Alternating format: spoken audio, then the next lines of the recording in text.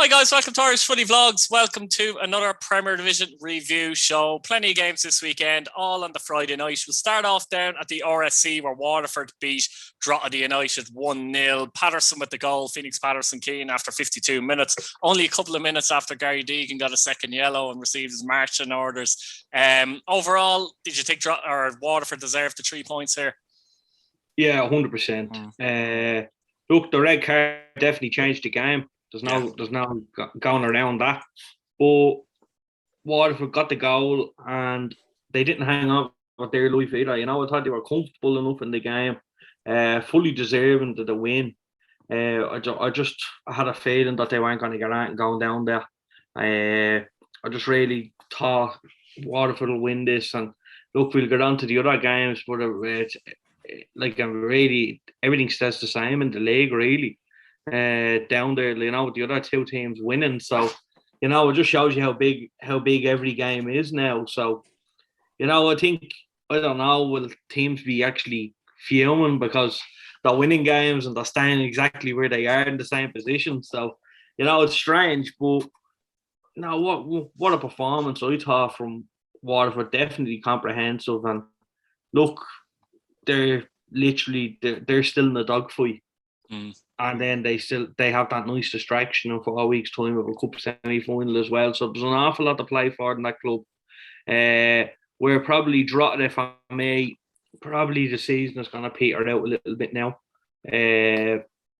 Look, we'll preview next week's games and anyway when it comes around. But you know, I can see them picking up a couple of wins here and there now in the next couple of weeks.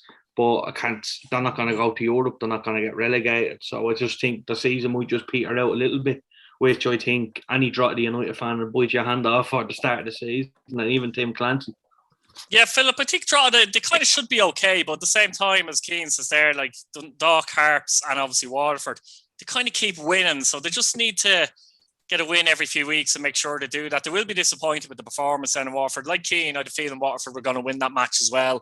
But Waterford are going well. A cup semi-final, if as good as chance as anyone in that, I think, as well, to be honest. But that experience and youth, and look, Bertram's done a great job. From Drogheda, point of view, do you think they'll be okay?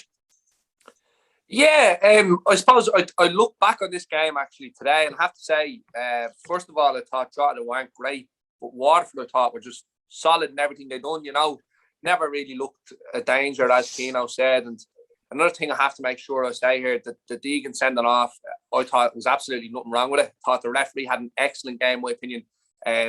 If there's any little bit of criticism, you may say he was a bit early to jump for the card for the first one, but at the same time, it is a card maybe 10 minutes down the line, you know. So you could see why he could probably got away with it early on, but, you know, this league with referees, you want consistency. And I think this weekend in particular, there was a few games where they were quite consistent.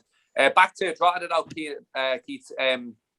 Look, I thought this was going to happen now with the way things have gone the past few weeks. I could kind of, as Keno said, see their season petering out a bit, you know, in terms of how things have gone.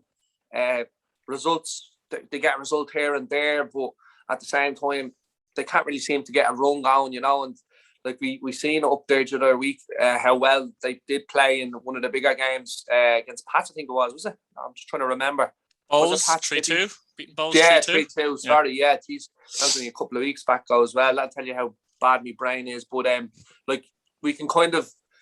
You go and see that result and then you say, you know, something that side as well, capable of beating Waterford, but just where they are in the table now, Keith, you know, it's going to be nearly like the flick of a switch whether you're going to see a good Drogheda or a bad Drogheda on the night, like for the rest of the season, I think. So I would kindly say to yourself, keep your money where your pockets are when it comes to Drogheda and betting for the rest of the season. But you know, look, Waterford fully deserve the points, Keith, and I think they need to just keep winning every game as much as they can, because as Keno said, they are in a bit of a fight down there and teams are winning here and there where you can't take your eye off the ball. You need to go into your game focusing on winning your game, and that's it. Yeah, Derry City beat Longford Town 3-0 at the Brandywell. McGonigal after 16, Akintunde and Junior on 82. Keane. This was another game though where you know, the scoreline kind of flattered Derry a bit, but then I looked at it And I kind of said to myself, some of the goals Longford conceded, and you're kind of going, that's why they're down there at the bottom of the league with 14 points in many ways. I think it was the first goal. They obviously played with a high line. You know, they played a high line, obviously, but they made a mess of the clearance, and McGonigal got in and obviously took the goal very well. But Derry, from their point of view, they're only 3 points behind Sligo in third, no games in hand or anything. That's hard to believe, but they're really up their backside now. Yeah, look, they're fighting for third. Like I says before this weekend, I think, you know, if Pat's winning the cup relies on an awful lot now for the league in general. And you know, you're looking at the league, and you're looking at third spot now, guaranteeing Europe, and fourth probably not. So, you know, they're right up Sligo's arse, and at this minute in time, you know, could you see them sneaking in there? Sligo were well beaten the weekend as well. And then with Derry winning, look, I think Derry probably had to pick of the games. And anyway, if you could pick a game to have, it'd be Longford at home. But again, it wasn't easy. And I say it every week about Longford. They don't make it easy for teams. They have to come and they have to break them down. So, like, it's still a mentally draining game for a team. You know, it's not like you're going out and you're winning 3 or 4-0 here and it's easy and it's in cruise control, because it's not.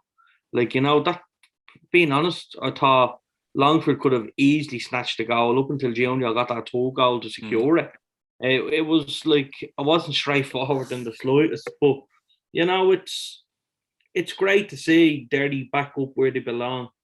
Fighting there, and you know, they could easily they have a couple of games from now to the end of the season, like, you know, that'll really test their character, you know. And like, I'm looking at the Pats game on the 15th of October. That's a huge game. I would probably not, because I was going to say that'd be a game for the television, but with Pats being on the Brandywell, isn't it? Yeah, it's in the Brandywell, but Pats have been on the telly now last week, and they're on telly in Drogheda this week, so they probably won't show that. But that's a massive game in terms of Europe, I think, and that's the game that Derry, look, they have to win the rest of the games first before we even get there. They have to win for next week's game. But, you know, I just think we'll know a lot more about Derry in 2 games' time or 3 games' time. But look, they're there, and if they finish fourth, I think if someone would have big a hand off of that, considering where they were when Decky left. But, you know, they've got themselves in a position. If they finish fourth, they give themselves a chance. If Pats can maybe nick the cup, and then fourth spot goes to Europe. So, you know, it really depends on the season. But, you know, they're fighting for third. There's no question. Yeah, a lot of it depends on Sligo as well. We'll talk about them in a minute. But Philip, at the same time, I don't know if you've seen the highlights or goals or anything like that, but Longford do have a habit of shooting themselves in the foot a little bit. As I said, they practically gave Derry that first goal, for example. And you look at it and go, that's been their problem all season. They've played well, as Keane says, and done things in games. And then just like that, you can't afford to concede the type of goals they concede, though. Yeah, I did actually. I watched it back as well today. The majority of much as I could, the chances, and like, it's the same old story with Longford, to be honest with you, Keith. Like, you know, I know Keane said they could have looked like they've got a goal or 2 in the game, but like, let's be honest, they've looked like that all season. Like, there's games where they look like they're going to score, but I think everyone knows at this stage, look, like the way they go about the game, they'll try to play good football and they'll try to remain in the game. But I think everyone just expects them to lose now, you know, every game of the season. And look, when you see defending like that, when it comes to the first goal, you just turn around and say, well, what's the point? Like, you know, and it's like, we could sit here and talk about them all night. They were very fortunate to get up, I thought, last year, you know, and I thought they got a good bit of luck on the way to getting there. But, you know, it's unfortunate to see that they weren't able to be as competitive as maybe other teams have been in the past that have went down, you know. And look, I have to give full credit to Derry, Keith, and we all will give credit to Derry. And at the end of the day, Longford have, although they've lost most games this season, they have made it tough for teams. And as Keano alluded to there a minute ago as well, there's no cruise control when it comes to playing against Longford. It just doesn't exist, because they're constantly harassing you and trying to get the ball back, you know. And they did do the same here in this game. But Derry, I thought, were brilliant in the game in terms of how they controlled it, and the experience was really there on show in terms of, how to see out games. And look, going back to the start of the season, you wouldn't have thought anywhere near would they finish. Like I put myself on the line there at the start of the season saying there's no way they'll finish in Europe, and look where they are now. They're in with a fighting chance, and that's why we love this league. Like the likes we said, Dundalk, there's no way they go down, and they're fighting down there, and there you go from look like a certainty to go down to fighting for Europe. And look, I if I was to put my money where my mouth was, I'd put it on them at the moment and how they're playing. So it's going to be an interesting few weeks, Keith. And as Keno said, it's a massive game against Pats in a few weeks' time. Yeah, crucially, they have a fairly fit squad as well. They're not missing too many players, so that's massive at this stage of the season as well. Dundalk beat Sligo Rovers 4-1 at Oriel Park. 2 goals for Murray, 2 goals for Houben, and 1 goal for Kenny. Smiling a little bit because on the preview show, the 3 of us actually went for Sligo. However, I will say, little did we know that Bulger, Buckley and McCourt were missing from this game. And it's amazing because the last few weeks when Sligo have had Bulger, Buckley, etc., you know what I mean? The results have been much better, but they're just missing pretty much them too. And they get battered. Like Dundalk, in fairness, would be delighted with this because I do think it was a better performance even than the Finn Harps display. So they'll be delighted with that. And, Houben led by example, and Sean Murray in the goals again as well. He scored against Harps too. Key, big result for Dundalk, confidence-wise, I think, as well, isn't it? Yeah, massive result. I think kind of like for themselves, it was a big result just for themselves, I think. With Finn Harps winning and with Waterford winning, it still has them in 9th position. And, the games are starting to run out now. They got themselves out of a tough game in Ballybofey with a draw, then won the game at home. So their season is still alive with the cup. That European race is still on for them with the cup.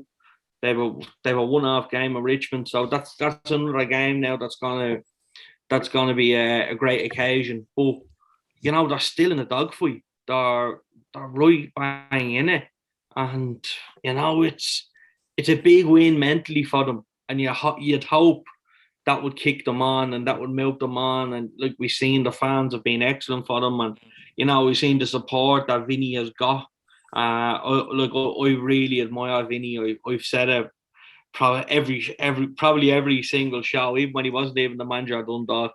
I really admire him. Sometimes he probably doesn't help himself in the media and stuff like that, but I really admire Vinny and what he does. And you can see how much of a mess he was hiding until he left. And then you're looking and you're seeing the mess Dundalk are in now, but he's still kind of hiding a lot of it.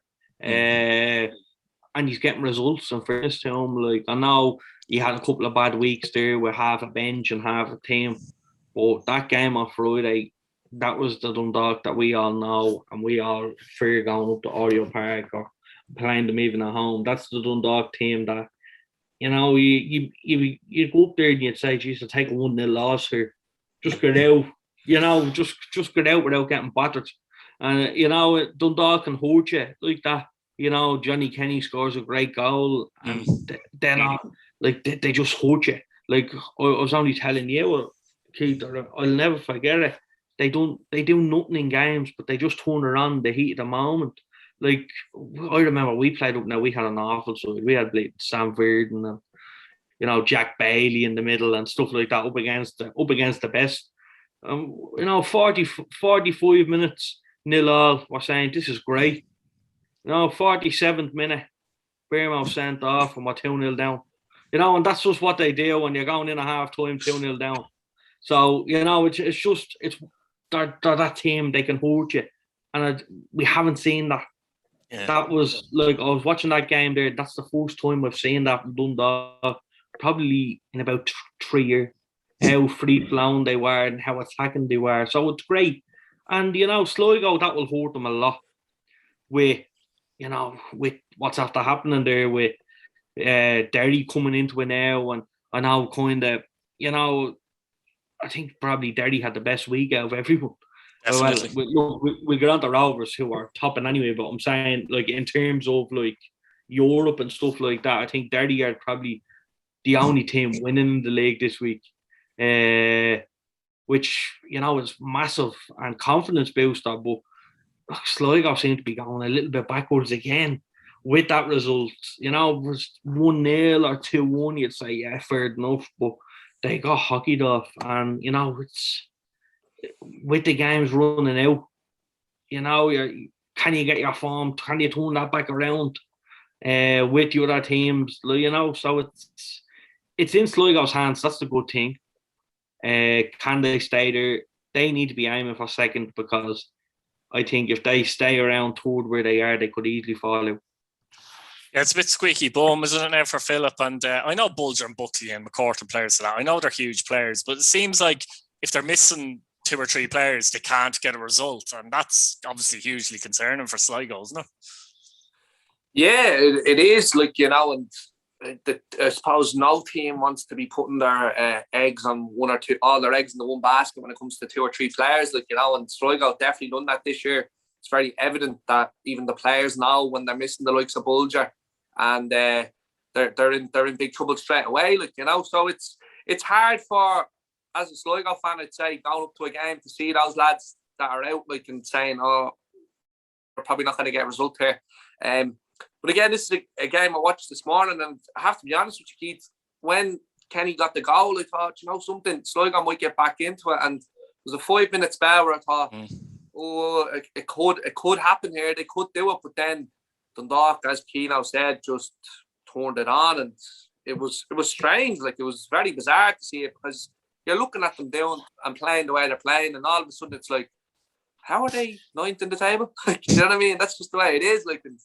It's a difficult one to look at when you see performances like that. But again, that's just a whole different story for a whole different day, But Keano said it about the whole thing about their season being alive with the cup. If I'm honest with you, I think Bows and Dundalk, their cup final is the semi-final to get into the final in a way. I think they need to not be looking at the final. They need to be looking at the sides that they're playing in the semis, because without doubt, Pats and Waterford are going to be looking for that cup as well, and I think they'll go under the radar a little bit in the build-up, because it'll be all about the headlines in terms of both teams. Bows and Dundalk have to win this game to get to the final, and I think that could obviously open the door for a bit of an upset. So I think Sligo, they will finish in Europe, but at the same time, you need to get your lads fit, and you need to keep putting in consistent performances, and at the moment they just don't seem to be doing that, Keith. Yeah, just quickly as well, Dundalk do have a huge game on Monday against Bohemians. That's their game in hand, so that's a massive, massive match, isn't it? Yeah, 100%. And look, I suppose the way Bows about their business the other day, they were bullied out of the game, and I will talk about them later on, but they were bullied, and with the way the performance from Dundalk at the minute, just looking at it, look, Dundalk will probably go out and get beat now, but I just can't look past them with both games this week, last weekend, so yeah, it's a big game in terms of the season, but I suppose it's even bigger for Dundalk, in my opinion. I think they need to win that game in hand just to put Waterford under a bit of pressure that they need to probably do. So again, it's gonna be a brilliant game, Keith. I suppose one to look forward to watching. Yeah, Keane, at Daleyman Park, Bohemians 1, Finn Harps 2, Boyle and Hawkins burst with a last-minute consolation. Keeps Harps 4 points above Waterford now on the table. I think you said, I could be wrong, but I think you said Finn Harps would win the game, did you? Yeah. Yeah, and I said I couldn't see Bowles losing, I said I couldn't see Bowles winning. I think a lot of people are surprised by that, but if I'm honest, Keane, Bowles were well beaten, and some of those things, problems and issues we talk about with Bowles, it was there, wasn't it? A little bit. I think they were just bullied in it. Yeah. Which is not like Bowles. And, that Bowles are the bullies when it comes to teams, and they bully you. They, like, in recent years, we've seen them bully Rovers, we've seen them bully Pats, because, Pats and Rovers would have the better players. And, Bowles wouldn't, but Bowles would bully you off the ball, like what Finn Harps do good as well. And, I think it was unusual to see Bowles being bullied. I was shocked, especially in the first half, watching the game. I watched this game after on Friday night, so I didn't know the score. It was delayed. So I was watching it on Friday night, and I have to say, I was shocked. Finn Harps definitely deserved it. There's no question. But look, I think that's Europe gone now. I definitely think, but I definitely think Europe is over for Bows. I don't know how they let it slip, because I thought, like, 3 or 4 weeks ago, especially after the Aviva, I thought they were going to, step it up that little bit more and get themselves into at least top 4. And then let's see what happens. Because if they did do that, Keane, didn't they? That's the weird thing. Initially, they did that. Yeah, but you think back on games. I think back on the Longford game on the Sunday. I think back on the Harps game, the Derry game even last week. When they're looking at the amount of points that they dropped there. So, I'd be disappointed if I was a Bows fan now. They're probably the most favourable semi-final. If you put the 4 teams down on paper, and you could give yourself the best possible draw for the semi-final, it would probably be Waterford. Now that's still going to be tough. Look at the semi-final. I think everyone was afraid to play everyone.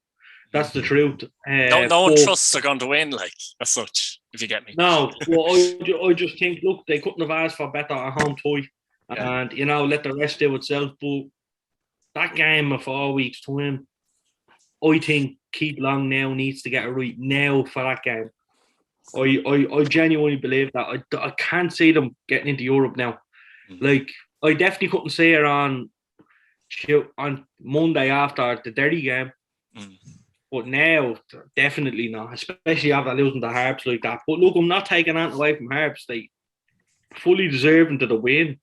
Got themselves up, which turned out, like I said, 2 times already, a massive result in terms of the relegation battle, and just keeps Harps there. But it's exciting. Maybe because Pats aren't involved in it mainly, but you're looking at the likes of Harps, you're looking at Waterford and Dundalk, and the games are exciting because they're all there or thereabouts. They're all a point or 2 out, or you lose, you finish 9th, you win, and the only advantage of a small league with 10 teams, I think.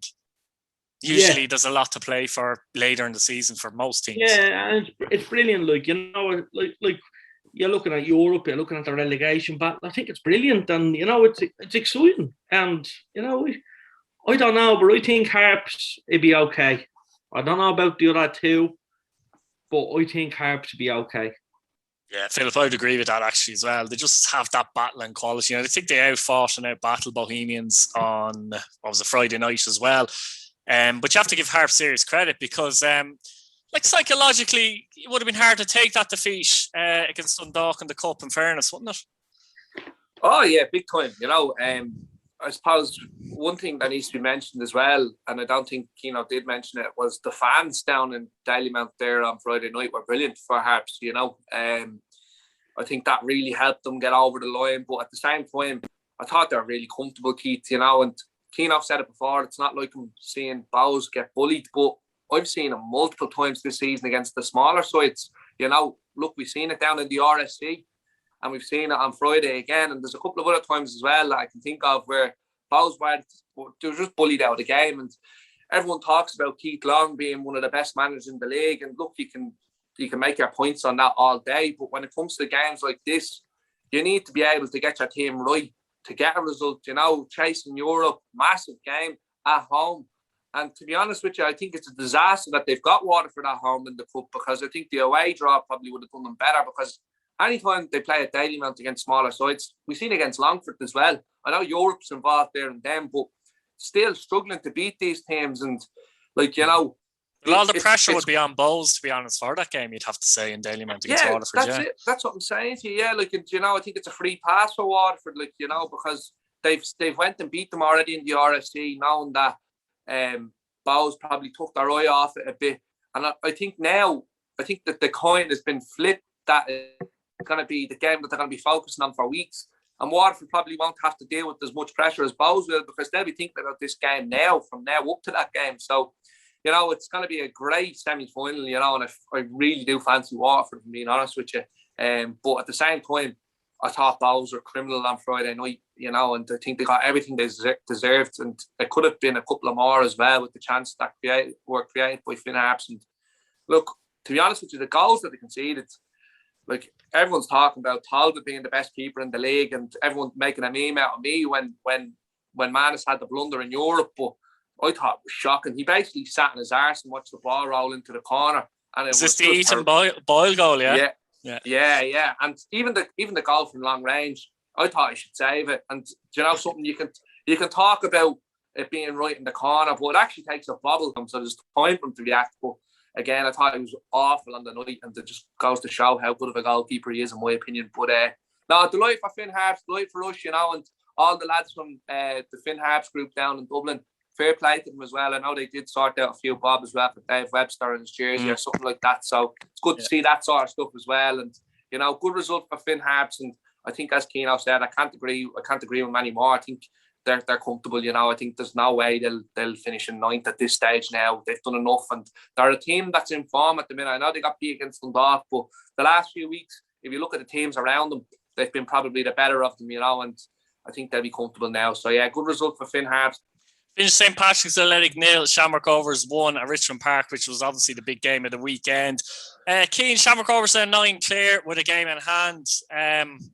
That's probably it, isn't it, as far as they're concerned, really?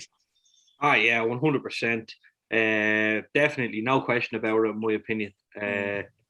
Look, I think it always was going to be Rovers winning. I think Patrick kind of put on a fake bit of pressure, to be honest with you. I never really... Like, you know, I always thought any points that Pats are getting now, it's not for the league, it's for Europe. And I've said that on numerous occasions now. But, you know, it's just, I'll be honest, I actually wasn't that devastated as I expected to be. I don't know why. I genuinely have no idea. I was just like, it was just... Expected? I don't know. Like, I don't know what it was, but, you know, the game I thought Pats limited Rovers, especially in the first half, to probably one chance from Richie Towell. I know Barry Cotter got in behind, a great pass in behind and put it across, and Richie just sent it out the stand. But I think that's probably the only chance of the game in the first half, really. Second half, then Pats came out, in fairness to them, all guns blazing for the first couple of minutes, and you know, Forrester had a great chance for a header. We had a couple of chances in the round, a couple of balls across the box. Dara Bones, I thought Cotter was exceptional in the game, and he just like, if anyone was going to get man of the match, I think if it was a draw, Dara Bones probably would have got it. And I think because Barry won it, well, in fairness, that was the last kick of the game he scored, so he probably gave the man of the match a few minutes before that. But I thought it was between Dara Bones and Barry Cotter, to be honest. They had a great battle all night. But I thought Cotter definitely came out on top. He was excellent in the game. I said it to you, Keith, I don't know what game we were watching, but since he signed for Rovers, Sligo. I genuinely think he is going to be next season the best player in this division. I'm being honest. I think he's excellent on the ball. He's excellent without the ball. He's never beaten in 1v1 situations. But, you know, I thought Pats came out, they done well in the game. And then Rovers started turning around a little bit. Then all of a sudden everything changed, and I thought, okay, right, Rovers are going to win here. You know, Vít Yaros pulls off some fantastic saves, in fairness to him. And you think, right, that's enough for a draw. 3 into the box, for me, no complaints. It was soft, but no complaints. Look, that last kick of the game, I think it's a bit stupid to foul him in that area. Puts it in the box, it's an own goal. You go down 1-0. There's not much you can do about it, though. Let's be honest. It's just look at him, isn't it? Hold on, boys. Hold on. What was it? Last minute of the game. What was it? The late night show. You'll get your turn.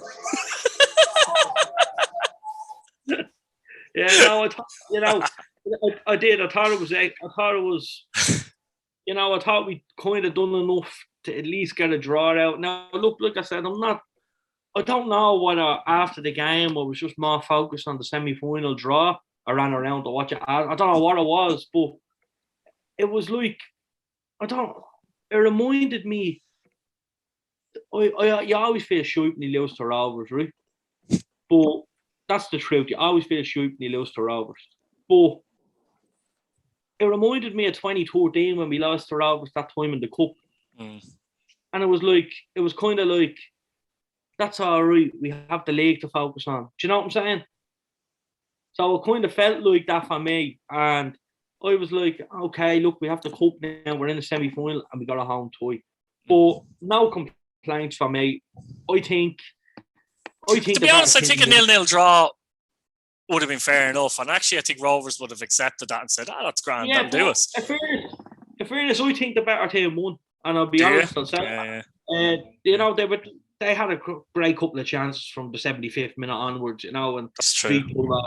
V pulled off some fantastic saves. Yeah. You know, I do think if Forrester scored that header, the game would be totally different and Pat's probably going to win it.